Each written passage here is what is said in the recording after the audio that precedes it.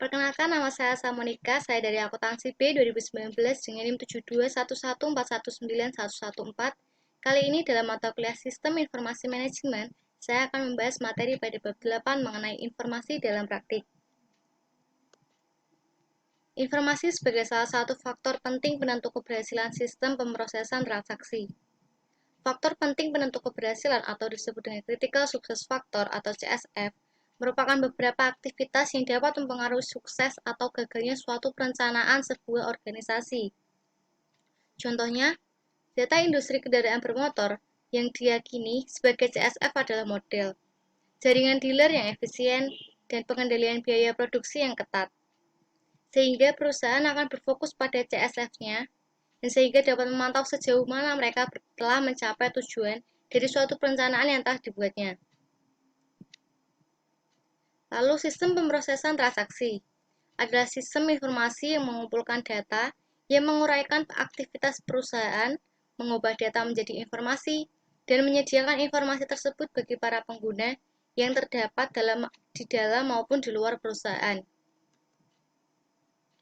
Lalu tujuan sistem. Tujuan dari sistem ini sendiri yaitu untuk menunjukkan aliran yang terjadi selama kegiatan perusahaan, baik dari pemesanan, pembayaran, maupun yang berhubungan dengan piutang, dan sistem perkreditan yang dilakukan perusahaan. Unsur-unsur lingkungan dari sistem distribusi meliputi pelanggan, pemasok, ruang persediaan bahan baku, dan manajemen. Terdapat beberapa istilah di antaranya yaitu yang pertama pesanan penjualan atau sales order, yaitu pesanan yang diterima perusahaan dari pelanggannya. Yang kedua yaitu pesanan pembelian atau purchase order, yaitu pesanan yang ditempatkan oleh perusahaan kepada pemasoknya. Subsistem utama dari sistem distribusi. Terdapat beberapa subsistem yang terlibat dalam sistem distribusi, di antaranya yaitu subsistem yang berhubungan dengan pemenuhan pesanan pelanggan, pemesanan penggantian persediaan dari pemasok, dan pemeliharaan buku besar perusahaan. Untuk yang pertama, subsistem yang pertama, yaitu sistem yang memenuhi pesanan pelanggan. Terdiri dari sistem entry pesanan, yaitu memasukkan pesanan pelanggan ke dalam sistem persediaan, yaitu memelihara catatan persediaan, sistem penagihan, membuat faktur pelanggan, dan sistem piutang dagang, yaitu sistem yang menagih uang dari para pelanggan. Untuk sistem yang memesan persediaan pengganti, ada contohnya yaitu sistem pembelian, yaitu menerbitkan pesanan pembelian kepada pemasok untuk persediaan yang dibutuhkan, sistem penerimaan, menerima persediaan, sistem utang dagang, melakukan pembayaran. Lalu untuk subsistem-sistem yang menjalankan proses buku besar. Sistem buku besar atau General Ledger System adalah sistem akuntansi yang menggabungkan data dari sistem-sistem akuntansi yang lain dengan tujuan untuk menyajikan gambaran keuangan operasi perusahaan secara gabungan. Terdapat subsistem yang terkait, yaitu sistem memperbarui buku besar, yaitu akan membukukan catatan-catatan yang menguraikan berbagai tindakan dan transaksi ke dalam buku besar. Lalu yang kedua, sistem pembuatan laporan manajemen, yaitu menggunakan isi buku besar untuk membuat neraca dan laporan laba rugi serta laporan keuangan lainnya. Menempatkan sistem pemrosesan dalam perspektif. Sistem ini mengambil bentuk basis data yang mendokumentasikan semua hal yang penting dilakukan oleh perusahaan dalam menjalankan operasinya dan berinteraksi dengan lingkungan. Lalu, kita berganti pada sistem informasi organisasi. Sistem informasi organisasi dikembangkan untuk memenuhi kebutuhan akan informasi yang berhubungan dengan bagian-bagian tertentu organisasi. Lalu ada sistem informasi pemasaran atau Marketing Information System atau juga MKIS, merupakan kombinasi antara subsistem input dan output yang terhubung oleh sebuah basis data. Untuk subsistem output, memberikan informasi mengenai unsur-unsur penting di dalam bauran pemasaran. Bauran pemasaran itu sendiri atau marketing mix, diantaranya subsistem produk, lokasi, promosi, harga, dan bauran terintegrasi. Lalu untuk subsistem input merupakan sistem pemrosesan transaksi yang mengumpulkan data dari sumber-sumber internal dan lingkungan lalu memasukkannya ke dalam basis data. Di antaranya dari subsistem input ini ada subsistem riset pemasaran dan subsistem intelijensi pemasaran. Untuk riset pemasaran mengumpulkan data internal dan lingkungan dengan melakukan studi khusus. Sedangkan intelijensi pemasaran mengumpulkan data dan lingkungan yang berfungsi untuk menjaga manajemen tetap berinformasi mengenai aktivitas para pesaing dan para pelanggan perusahaan dan juga unsur lain yang dapat mempengaruhi operasi dari pemasaran. Sistem Informasi Sumber Daya Manusia atau Human Resource Information Subsystem (HRIS) memberikan informasi kepada seluruh manajer perusahaan yang berkaitan dengan SDM perusahaan. Sama seperti MKIS, data yang didapat berupa data input yang akan diolah oleh bagian HRD atau bagian SDM yang akan menghasilkan keputusan output untuk menunjang pengambilan keputusan.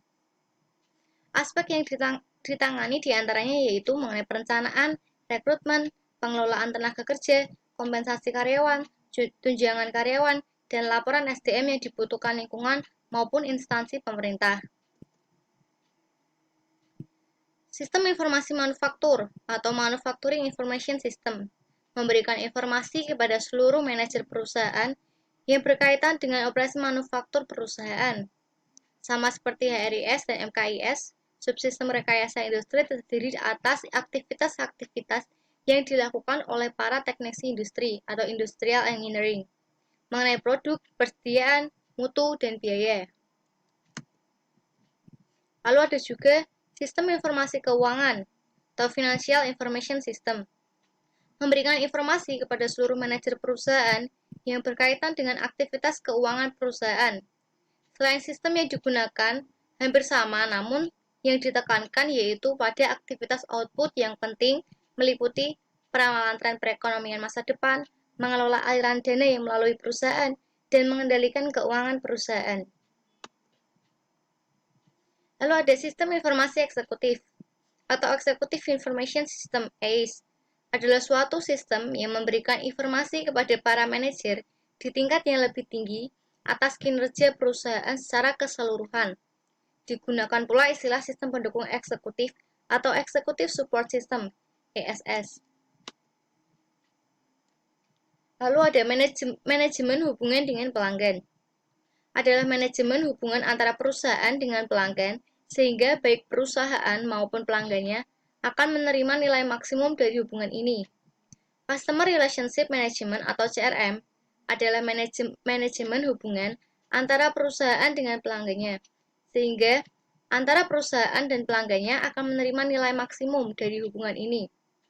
CRM sistem akan mengakumulasi data untuk jangka panjang, 5 tahun, 10 tahun, atau lebih, dan menggunakan data tersebut untuk memberikan data kepada para penggunanya. Data warehousing merupakan akumulasi data terdahulu, baik sebagai data utama maupun data backup. Karakteristik dari data warehousing itu sendiri, yaitu kapasitas penyimpanan sangat besar, data terakumulasi dari data lama, sampai data terbaru yang terus-menerus diupdate. Data dapat diakses dengan mudah, dipergunakan sepenuhnya untuk pengambilan keputusan, dan tidak untuk kegiatan operasi perusahaan. Penyimpanan data warehousing ada dua, yaitu Dimension Table Data, mengidentifikasi dan data deskriptif, menjadi basis untuk melihat data dari berbagai sudut pandang atau dimensi. Yang kedua yaitu tabel fakta, atau fact table, berisi ukuran-ukuran kuantitatif sebuah entitas. Penyampaian informasi. Yang pertama, drill down yaitu proses melakukan navigasi ke bawah melalui tingkatan-tingkatan rincian. Yang kedua yaitu roll up, memungkinkan pengguna memulai dengan tampilan terinci dan kemudian meringkas rincian-rincian tersebut menjadi tingkat yang lebih tinggi. Yang ketiga, drill across, dengan cepat bergerak dari satu hierarki data ke hierarki yang lainnya. Yang keempat, drill drop, berangkat dari tingkat ringkasan ke tingkat terendah data yang terinci. OLAP, segala jenis pelantir lunak khusus yang telah dikembangkan untuk data warehouse yang dapat digunakan untuk menarik data dari tempat penyimpanan data dan mengubahnya menjadi informasi Makanya disebut dengan OLAP atau Online Analytical Processing, yang memungkinkan pengguna dapat berkomunikasi dengan data warehouse melalui GUI atau antarmuka web dan dengan cepat memperoleh informasi dalam berbagai jenis format. Terdapat dua pendekatan OLAP, diantaranya yaitu ROLAP dan MOLAP. Data mining adalah proses menemukan hubungan dalam data yang tidak diketahui oleh pengguna.